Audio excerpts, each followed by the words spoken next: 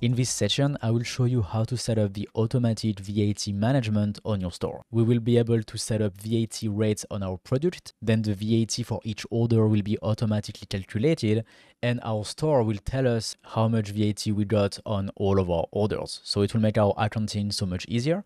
Also, we will be able to define different VAT rates per product or per country or per zip code. Like there's plenty of options. So let's go. Let me show you that. So here I am on my store, and for doing that, go to the dashboard, then into settings, scroll down and enable the settings, enable tax rates and calculations, then save. Okay, now you have a new tab here into the settings called tax. Just click on it. Okay, now we are into the tax setting. The first important thing is to define if the price that you entered for your product includes the VAT or do not include the VAT, because this way the software will know if you have already had the VAT or not. So it's very important to define it here. Then you can decide on what is the base of the calculation for the VAT. Then you can also define the tax for shipping if you want.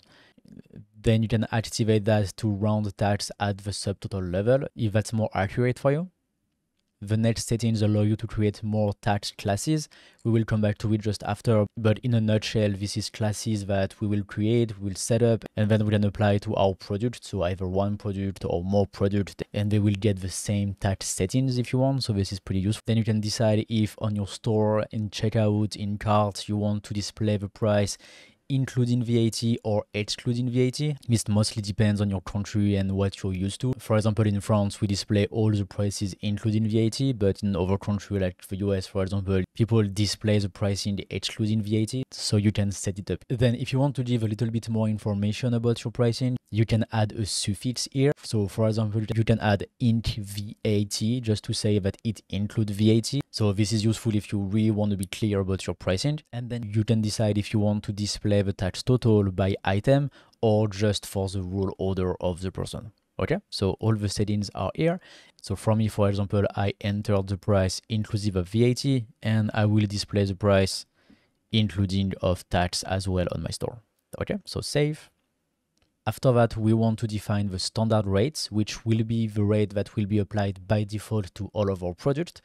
And if we have multiple rates for multiple product categories, for example, then we can create additional tax classes. But first of all, let's define the standard rates. Then you can enter the information for your VAT rate. So first thing, you want to enter the country, for example, France. Then you can define different rate per state code, per postcode, or per city. So it can be very, very accurate if you want to. For me, I will just keep it for the whole country, for France. And in France, we have VAT of 20%.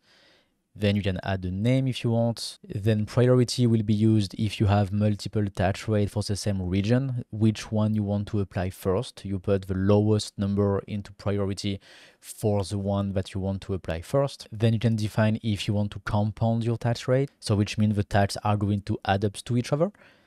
And then you want to decide if you want to apply this tax rate to shipping as well. So for example, for us, shipping has a different VAT in France. So I will just disable this one. And then you can add as many rows as you want. So for example, you can add all the countries that you sell to: UK, Belgium, Switzerland, Spain, USA, and you can just do the same thing. And as this is the standard rate, this is what will be applied to all of our products by default. For me, I will just keep France because this is the exact same process for all the others, but you can add as many as you want. Then you can also import a CSV or export a CSV if you have a lot and you just want to be faster. So that's great. If you want to import a CSV, I would recommend first that you add a few rows and then you export the CSV to make sure that you have the proper format. So you can look at how the CSV that you export is structured and how it is made, and then make sure that you have the exact same structure for the one that you would import, so then it will work perfectly fine. So for me, I'm good. I will save. So we have our tax for France, and then if you want to have different tax rates, then we will add a new tax class. So let's go back to tax option.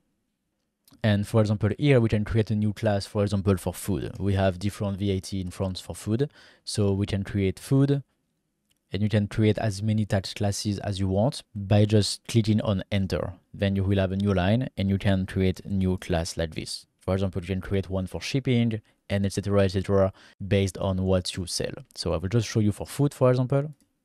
And now here we can define the rate for food. So I will just go here. And now we have the exact same option as the standard rates, but it is now into the food rates. So this rate will be applied when we add the food rate class to our product. So let's insert one row,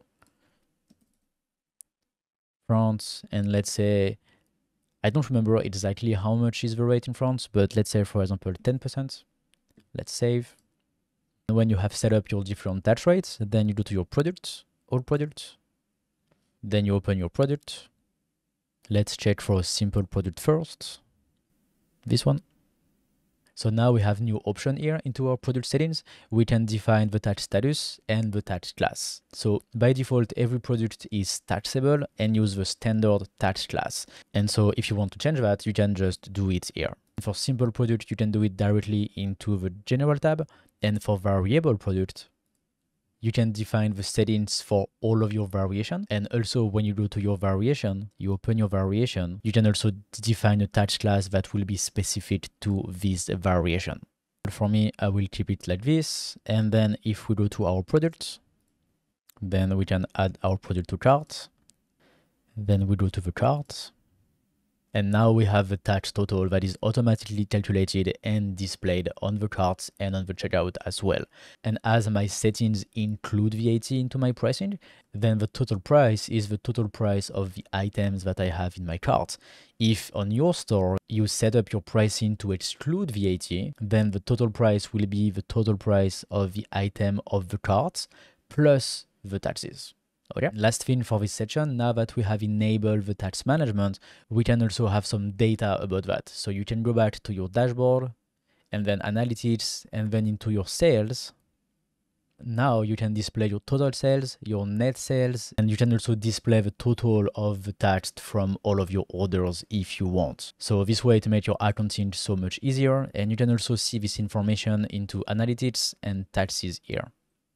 Now we don't have any orders, but when you will have orders, you will see here all the information about your tax. So once again, it really makes your accounting so much easier.